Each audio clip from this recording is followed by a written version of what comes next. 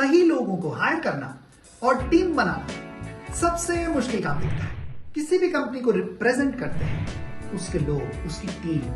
Business को successfully चलाने के लिए चाहिए ऐसे लोग जो ना सिर्फ ए क्लास हों in terms of their skills, attitude, mindset. हमें हमारे बिजनेस को सक्सेसफुली चलाने के लिए चाहिए डेडिकेटेड लोग जो लंबे समय तक हमारे साथ जुड़े रहें। हमें हाथ या पांव नहीं चाहिए, हमें चाहिए दिल और दिमाग। अगर आप अपनी कंपनी में लेस स्किल्ड या कम बुद्धिमान लोगों को जोड़ेंगे तो वो कस्टमर्स भी वैसे ही लाएंगे। आपका विजन बहुत बड़ा होगा, बहुत ही साफ होगा, बहुत ही अच्छा होगा, लेकिन अगर उस विजन पे अमल में लाने के लिए अच्छी टीम नहीं है तो उस विजन का क्या था। हम हायरिंग के समय बहुत मिस्टेक्स कर जाते हैं क्योंकि हमें पता ही नहीं होता कि हमें हायरिंग करनी कैसे।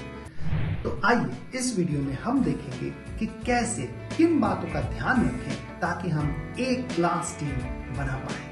नंबर 1, हमेशा हायरिंग की जब जरूरत है तो उससे 2 या 3 महीने पहले शुरू करें। हम हमेशा चाहते हैं कि कुछ पैसे बचा लें, लेकिन फिर टाइम के प्रेशर में हम कॉम्प्रोमाइज कर जाते हैं। टॉप टैलेंट जो है जहां कहीं भी है आपके पास आएगा तो उसको एटलीस्ट 2 या 3 महीने का तो नोटिस पीरियड चाहिए, और फिर वो आते ही प्रोडक्टिव नहीं होगा, उसे प्रोडक्टिव होने में भी 3 महीने लग जाए। इसीलिए सही समय पे हायरिंग स्टार्ट करना बहुत जरूरी है। नंबर 2, अगर आपको 10 लोग चाहिए तो हम अमूमन ये सोचते हैं कि 8 से काम चला लो। नहीं दोस्त, 10 की जगह उल्टा 12 हायर करने होंगे। क्यों? क्योंकि एटलीस्ट 2 लोग तो इस प्रोसेस में, पूरे प्रोसेस में, हायरिंग से लेके, ट्रेनिंग से लेके, डिलीवरी तक मिनिमम 2 लोग तो छोड़ ही जाएंगे। नंबर 3, जॉब डिस्क्रिप्शन बहुत ही बेहतरीन होना जरूरी है। जितना बेहतरीन जॉब डिस्क्रिप्शन आप लिखेंगे आपको बहुत क्लैरिटी आएगी कि मुझे ये काम करवाना है, इसके लिए ये स्किल्स चाहिए, इसके लिए ऐसी समझ होना, ऐसा एटीट्यूड होना, ऐसा माइंडसेट होना बहुत जरूरी है।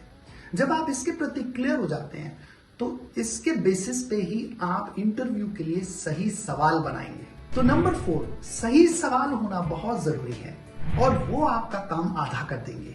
कई सवाल तो आप टेलीफोन पे ही क्वेश्चंस पूछ के और जान सकते हैं कि ये कैंडिडेट बुलाने लायक, पर्सनल मीटिंग के लायक है भी या नहीं। तो क्या आपने सही क्वेश्चंस लिख लिए हैं जो आपको पूछने हैं? Number 5, joining formalities. तो ऑफर लेटर, उसकी टर्म्स कंडीशंस बिल्कुल क्लियर होनी चाहिए और वर्बली भी समझाई जानी चाहिए। एक ट्रेनिंग पीरियड होना बहुत जरूरी है। ट्रेनिंग और प्रोबेशन पीरियड में ही कई बार एम्प्लॉय को ही लगता है कि शायद मैं गलत जगह आ गया, या एम्प्लॉयर को लगता है कि हमने ये सही आदमी नहीं रखा। दोनों ही स्थिति में या तो वो छोड़ जाएगा या आप उसे लेट गो करेंगे या फिर वो प्रोडक्टिव हो जाएगा। Last but not the least, regular reviews बहुत जरूरी है। रेगुलर रिव्यूज किस चीज के? तो जो काम है वो अगर उसको क्लियरली समझ में आ गया है तो उसमें कुछ मैट्रिक्स भी बहुत जरूरी है कि किस पे वो काम आपको मेजर किया जाएगा।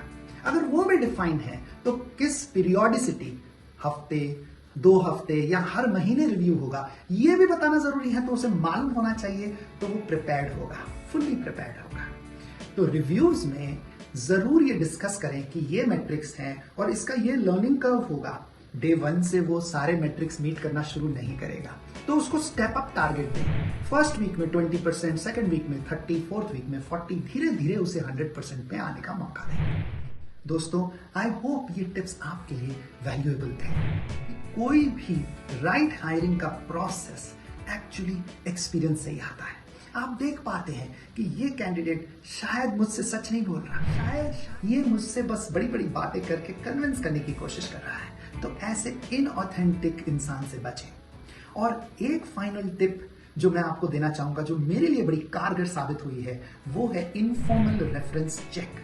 यानी कोई ऐसा कॉमन व्यक्ति ढूंढें जो आप भी उसे बहुत अच्छे से जानते हैं और वो इस कैंडिडेट को बहुत अच्छे से जानता है, और उससे एक इनफॉर्मल ऑथेंटिक रेफरेंस चेक जरूर कर लें।